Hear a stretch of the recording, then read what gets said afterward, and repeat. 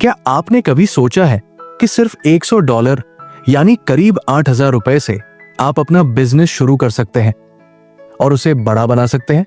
अगर हाँ, तो आप सही जगह पर हैं।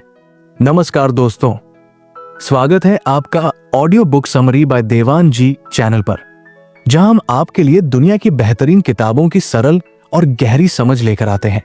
आज की हमारी किताब है दी $100 स्टार्टअप, जिसे लिखा है क्रिस गिलेबो ने। यह किताब हर उस इंसान के लिए है जो बिना बड़े इन्वेस्टमेंट के अपनी एक शानदार उद्यम यात्रा शुरू करना चाहता है। क्रिस गिलेबो एक प्रसिद्ध लेखक, ब्लॉगर और उद्यमी है। उन्होंने 193 देशों की यात्रा की है और कई ऐसे उद्यमियों की कहानियां इकट्ठी की है जिन्होंने बहुत कम पूंजी से अपने बिजनेस की शुरुआत की और बड़ी सफलता हासिल की। क्रिस का मानना है कि हर व्यक्ति के पास एक ऐसा आइडिया होता है जिसे वो सही तरीके से इस्तेमाल कर अपने जीवन को बेहतर बना सकता है। ये किताब उन 1,500 से अधिक उद्यमियों की वास्तविक कहानियों पर आधारित है जिन्होंने $100 या उससे कम की पूंजी से अपनी कंपनी शुरू की और लाखों की कमाई की। इस किताब में क्रिस ने कुछ महत्वपूर्ण सिद्धांत बताए हैं जिनकी मदद से कोई भी व्यक्ति अपनी नौकरी छोड़कर अपना खुद का व्यवसाय शुरू कर सकता है। अब आइए इस किताब के मुख्य सिद्धांतों और सबक को विस्तार से समझते हैं। कोई भी सफल बिजनेस तभी खड़ा होता है जब वो किसी विशेष समस्या का समाधान करता है और अपने ग्राहकों के लिए वास्तविक मूल्य वैल्यू पैदा करता है। दी $100 स्टार्टअप में क्रिस गिलेबो बार बार इस बात पर जोर देते हैं कि अगर आप अपने आसपास की समस्याओं को ध्यान से देखेंगे तो आपको कई ऐसे अवसर मिलेंगे जहां आप अपना बिजनेस शुरू कर सकते हैं। मान लीजिए आपके शहर में कोई जिम नहीं है और लोग फिटनेस के प्रति जागरूक हो रहे हैं। आप $100 से कुछ बुनियादी फिटनेस उपकरण खरीदकर और एक छोटे से स्थान पर जिम की शुरुआत कर सकते हैं। धीरे धीरे आप अधिक ग्राहक जोड़ सकते हैं और अपना बिजनेस बढ़ा सकते हैं। यहां महत्वपूर्ण बात यह है कि आपने उस समस्या को पहचाना और हल करने के लिए एक हल्का लेकिन प्रभावी कदम उठाया। सोनिया नाम की एक महिला को यह महसूस हुआ कि वर्किंग प्रोफेशनल्स के पास हेल्दी खाना पकाने का समय नहीं होता। उसने अपनी कुकिंग स्किल्स का इस्तेमाल करके टिफिन सर्विस शुरू की। सिर्फ $50 में उसने कुछ कंटेनर खरीदे और अपने आसपास के ऑफिस में अपनी सेवा की जानकारी फैलाई। धीरे धीरे उसकी सेवा लोकप्रिय हो गई और उसने इसे एक बड़ा बिजनेस बना लिया। ये उदाहरण दिखाता है कि अगर आप सही समस्या को पहचानते हैं और उसे हल करने में मदद करते हैं तो सफलता आपके कदम चूमती है। ध्यान दें कि लोग किस चीज के लिए परेशान हैं। उदाहरण के लिए, अगर आपके इलाके में कोई ऐसी सेवा नहीं है जो लोग चाहते हैं तो वो एक बिजनेस अवसर बन सकता है। यह भी जरूरी है कि आप अपनी ताकत पहचानें। अगर आप किसी चीज में अच्छे हैं तो आप उस स्किल का उपयोग करके लोगों की समस्याओं का समाधान कर सकते हैं। बिजनेस शुरू करने के लिए आपको एक बड़े इन्वेस्टमेंट की जरूरत नहीं होती। सबसे पहले आपको अपने ग्राहकों की समस्या समझनी होगी और फिर उस समस्या का हल देने वाला एक प्रोडक्ट या सेवा विकसित करनी होगी। समस्याओं को हल करके आप न केवल एक बिजनेस खड़ा कर सकते हैं बल्कि अपने ग्राहकों के लिए एक ऐसा मूल्य भी पैदा कर सकते हैं जिसके लिए वे आपको हमेशा याद रखेंगे। कई बार हम किसी नए काम को शुरू करने से पहले इतना सोचते हैं कि वो काम कभी शुरू ही नहीं हो पाता। हम ये सोचते हैं कि जब सब कुछ परफेक्ट होगा तभी शुरुआत करेंगे। दी $100 स्टार्टअप में क्रिस गिलेबो इस मानसिकता को बदलने की बात करते हैं। उनका मानना है कि बिजनेस शुरू करने के लिए आपको हर चीज का परफेक्ट होना जरूरी नहीं है। जरूरी यह है कि आप जल्दी से शुरुआत करें और रास्ते में सीखते जाएं। अनिल एक अच्छे ग्राफिक डिजाइनर हैं। उन्हें हमेशा से ऑनलाइन कोर्स बनाने का शौक था, लेकिन वे ये सोचकर शुरुआत नहीं कर पा रहे थे कि उनका पहला कोर्स परफेक्ट होना चाहिए। जब उन्होंने क्रिस गिलेबो की सलाह सुनी तो उन्होंने सोचा, चलो परफेक्शन का इंतजार छोड़कर शुरुआत करते हैं। अनिल ने बिना किसी बड़ी तैयारी के एक छोटा सा कोर्स तैयार किया और अपने कुछ जानने वालों को दिखाया। फीडबैक के आधार पर उन्होंने अपने कोर्स को बेहतर बनाया और धीरे धीरे उनके पास कई ग्राहक आ गए। अगर वे परफेक्शन का इंतजार करते तो शायद कभी शुरुआत ही न कर पाते। रीना और उसके दोस्त को कुकिंग का बहुत शौक था।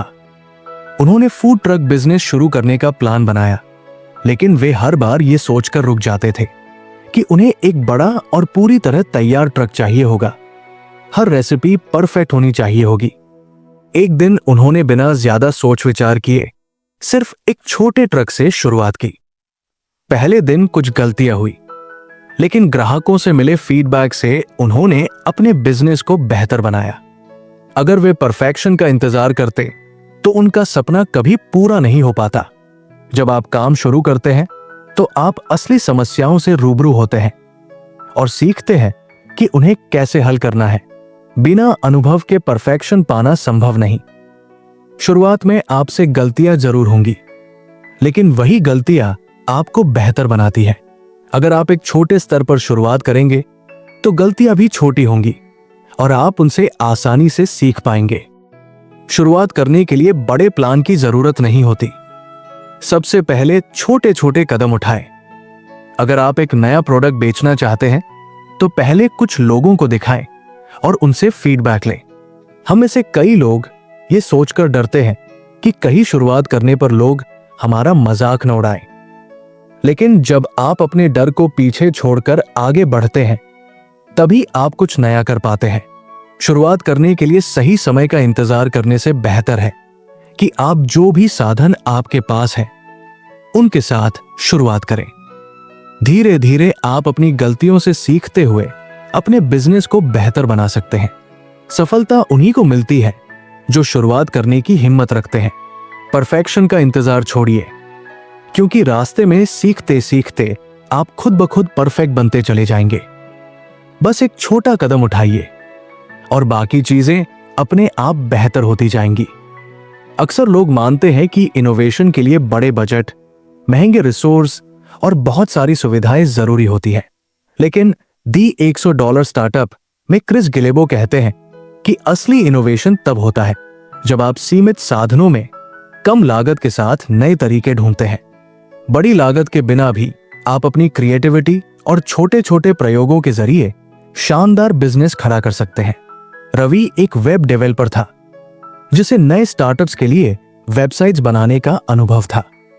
उसके पास ज्यादा पैसा नहीं था, लेकिन उसने छोटे बजट में एक सॉल्यूशन तैयार किया। उसने ग्राहकों के लिए रेडीमेड वेबसाइट टेम्पलेट्स बनाकर उन्हें बेचना शुरू किया। यह कम लागत में किया गया इनोवेशन था।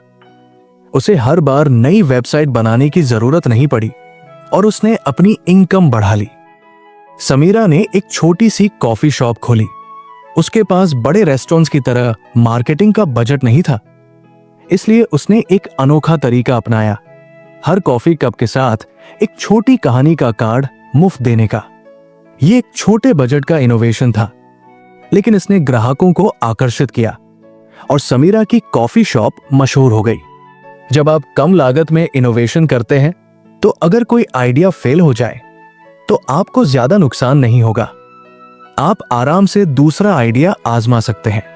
बड़ी कंपनियां जब किसी नए आइडिया पर काम करती हैं तो वे उसे जल्दी से बदल नहीं पाती, क्योंकि वे पहले ही उस पर बहुत पैसा खर्च कर चुकी होती है। लेकिन अगर आपने कम लागत में शुरुआत की है तो आप जल्दी से नई चीजें ट्राई कर सकते हैं। अगर आपके पास कोई खास स्किल है तो उसी स्किल को इनोवेशन के लिए इस्तेमाल करें। उदाहरण के लिए, अगर आपको लिखने का शौक है तो आप ई बुक्स लिखकर ऑनलाइन बेच सकते हैं। शुरुआत में बड़े प्लान्स की जगह छोटे छोटे प्रयोग करें। अगर आप कोई नया प्रोडक्ट लॉन्च करना चाहते हैं तो पहले सीमित लोगों को फ्री सैंपल देकर फीडबैक लें। ग्राहकों के साथ सीधा संवाद करें और उनके फीडबैक को अपने इनोवेशन में शामिल करें। इससे आपका प्रोडक्ट बेहतर होता जाएगा। इन उदाहरणों से यह समझ आता है कि इनोवेशन बड़े बजट या महंगी तकनीक से नहीं, बल्कि सही सोच और सही दृष्टिकोण से होता है। जब आप सीमित साधनों में क्रिएटिव तरीके ढूंढते हैं तब आप असली इनोवेशन करते हैं। छोटे साधनों से बड़ा कमाल करना ही सच्चा इनोवेशन है। अगर आपके पास बड़े संसाधन नहीं है तो चिंता मत कीजिए। अपनी क्रिएटिविटी को काम में लाएं और छोटे छोटे प्रयोगों के जरिए एक अनोखा बिजनेस खड़ा करें।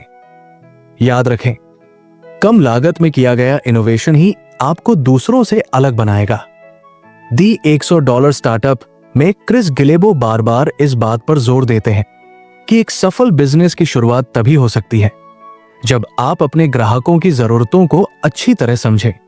बिजनेस में असली चुनौती ये नहीं होती कि आप कितना बड़ा प्रोडक्ट बना सकते हैं, बल्कि ये होती है कि आप ऐसा समाधान पेश करें जो लोगों की समस्याओं को हल कर सके। जब आप ग्राहकों की जरूरत को सही ढंग से समझते हैं तो आप उन्हें वो प्रोडक्ट या सर्विस दे सकते हैं जिसकी वे वास्तव में तलाश कर रहे हैं। इससे न केवल आपकी बिक्री बढ़ती है, बल्कि ग्राहकों के साथ आपका जुड़ाव भी मजबूत होता है। राजन को घूमने का बहुत शौक था। उसने देखा कि कई लोग घूमना चाहते हैं, लेकिन ज्यादा खर्च की वजह से वे ऐसा नहीं कर पाते। राजन ने इस जरूरत को समझा और एक बजट ट्रैवल प्लानिंग सर्विस शुरू की। वो कस्टमाइज्ड ट्रैवल प्लान्स बनाता था जिसमें कम से कम पैसे में अच्छे एक्सपीरियंस की गारंटी होती थी। इससे राजन का बिजनेस तेजी से बढ़ा क्योंकि उसने लोगों की असली समस्या को हल किया था। नीरा को हाथ से बनाए गए सजावटी सामान बनाने में दिलचस्पी थी। उसने मार्केट रिसर्च के दौरान पाया कि लोग यूनिक और पर्सनलाइज्ड प्रोडक्ट्स खरीदना पसंद करते हैं। उसने ग्राहकों की इस जरूरत को ध्यान में रखकर पर्सनलाइज्ड गिफ्ट्स बनाना शुरू किया। हर प्रोडक्ट में ग्राहक की पसंद के अनुसार कुछ खास जोड़ा जाता था, जिससे ग्राहकों को एक अलग अनुभव मिलता था। ग्राहकों से बात करें, उनकी समस्याएं और जरूरतें समझें। उदाहरण, यदि आप कोई डिजिटल प्रोडक्ट बना रहे हैं तो अपने संभावित ग्राहकों से पूछें कि वे किन सुविधाओं की उम्मीद करते हैं। अपने मौजूदा ग्राहकों से फीडबैक लें और अपने प्रोडक्ट या सर्विस को लगातार बेहतर बनाते रहें। उदाहरण, अगर आप एक ऑनलाइन कोर्स चला रहे हैं तो हर मॉड्यूल के बाद छात्रों से फीडबैक लें और अगली बार उस फीडबैक को लागू करें। कई बार ग्राहक खुद नहीं जानते कि उन्हें क्या चाहिए। ऐसे में आपको उनकी समस्याओं का विश्लेषण करके उन्हें एक नया समाधान देना होता है। उदाहरण, जब एप्पल ने पहली बार स्मार्टफोन लॉन्च किया तब लोग इसकी जरूरत को पूरी तरह से नहीं समझते थे, लेकिन बाद में यह हमारी जिंदगी का अहम हिस्सा बन गया। एक बिजनेस तभी सफल हो सकता है जब वो ग्राहक की जरूरत को सही ढंग से पहचाने और उन जरूरतों के हिसाब से समाधान पेश करे। केवल एक अच्छा प्रोडक्ट बनाना काफी नहीं है, बल्कि जरूरी यह है कि वो प्रोडक्ट ग्राहक के लिए मूल्य पैदा करे। ग्राहकों की जरूरतों को समझकर आप अपने बिजनेस को एक नई दिशा दे सकते हैं। उनकी समस्याओं को हल करने के लिए छोटे छोटे समाधान भी आपके लिए बड़े अवसर पैदा कर सकते हैं। इसलिए हमेशा अपने ग्राहकों से जुड़कर उनकी जरूरतों को गहराई से समझने की कोशिश करें। यही आपकी सफलता की कुंजी बनेगी। दी $100 स्टार्टअप में क्रिस गिलेबो कहते हैं कि किसी भी बिजनेस को बड़े स्तर पर ले जाने के लिए सबसे पहले जरूरी है कि आप खुद पर भरोसा करें। अगर आप अपने आइडिया और क्षमता पर भरोसा नहीं करेंगे तो आप कभी भी आगे बढ़ने का साहस नहीं जुटा पाएंगे। बिजनेस में स्केलिंग यानी अपने प्रोडक्ट और सर्विस को ज्यादा बड़े स्तर पर पहुंचाना तभी मुमकिन होता है जब आपके भीतर आत्मविश्वास हो। जब आप खुद पर भरोसा करते हैं तो आप बड़े फैसले लेने से नहीं डरते। बड़े लेवल पर पहुंचने के लिए रिस्क लेना जरूरी होता है, और अगर आप में खुद को लेकर संदेह होगा तो आप कभी भी उस रिस्क को नहीं ले पाएंगे। रीमा को बेकिंग का शौक था। उसने अपने किचन से कस्टम केक बनाना शुरू किया। शुरुआत में उसने केवल अपने दोस्तों और रिश्तेदारों के लिए केक बनाए, लेकिन धीरे धीरे उसका आत्मविश्वास बढ़ता गया। उसने सोशल मीडिया पर अपने केक्स की तस्वीरें डालनी शुरू की। धीरे धीरे ऑर्डर्स बढ़ने लगे। फिर उसने अपने बिजनेस को स्केल करने के लिए एक छोटा बेकरी आउटलेट खोला। अगर रीमा खुद पर भरोसा नहीं करती तो वो कभी भी अपने बिजनेस को इस स्तर तक नहीं ले जा पाती। राहुल एक ग्राफिक डिजाइनर था। उसने शुरुआत में फ्रीलांस प्रोजेक्ट से काम शुरू किया। जब उसने देखा कि लोग उसके काम की तारीफ कर रहे हैं और उसे लगातार प्रोजेक्ट्स मिल रहे हैं तो उसने खुद पर भरोसा किया और अपनी एक डिजिटल एजेंसी शुरू करने का फैसला किया। आज उसकी कंपनी बड़े ब्रांड्स के लिए डिजाइनिंग का काम करती है। अगर राहुल ने सिर्फ खुद को एक फ्रीलांसर मानकर सीमित कर लिया होता तो वो कभी इतने बड़े मुकाम तक नहीं पहुंच पाता। स्केलिंग से पहले अपने बाजार और प्रतिस्पर्धा की अच्छी समझ जरूरी है। उदाहरण, अगर आप एक ऑनलाइन कोर्स चला रहे हैं तो स्केल करने से पहले यह जानना जरूरी है कि आपके संभावित ग्राहक कौन हैं और वे किस कीमत पर कोर्स खरीदने को तैयार होंगे। स्केलिंग एक बड़ा कदम होता है, लेकिन इसे छोटे छोटे चरणों में पूरा किया जा सकता है। उदाहरण, मान लीजिए आप एक लोकल क्लोथिंग ब्रांड चला रहे हैं। पहले अपने शहर में पकड़ मजबूत करें, फिर ऑनलाइन प्लेटफॉर्म पर जाएं और उसके बाद दूसरे शहरों में अपनी पहुंच बनाएं। स्केलिंग के दौरान लगातार फीडबैक लें और अपने प्रोडक्ट या सर्विस को बेहतर बनाते रहें। उदाहरण, अगर आप एक मोबाइल ऐप चला रहे हैं तो स्केलिंग से पहले यह सुनिश्चित करें कि यूजर्स का अनुभव बेहतर हो। खुद पर भरोसा करने के साथ साथ अपनी टीम पर भी भरोसा करें। बिजनेस को बड़े स्तर पर ले जाने के लिए एक अच्छी टीम का होना जरूरी है। उदाहरण, अमन ने अपनी छोटी सी टेक कंपनी की शुरुआत केवल 3 लोगों से की थी।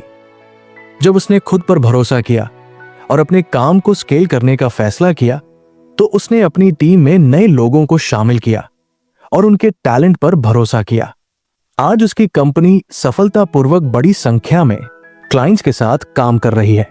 स्केलिंग का मतलब केवल बड़े पैमाने पर बिजनेस करना नहीं है, बल्कि यह है कि आप अपने बिजनेस को उस स्तर तक ले जाएं जहां आपकी वैल्यू और ज्यादा लोगों तक पहुंचे।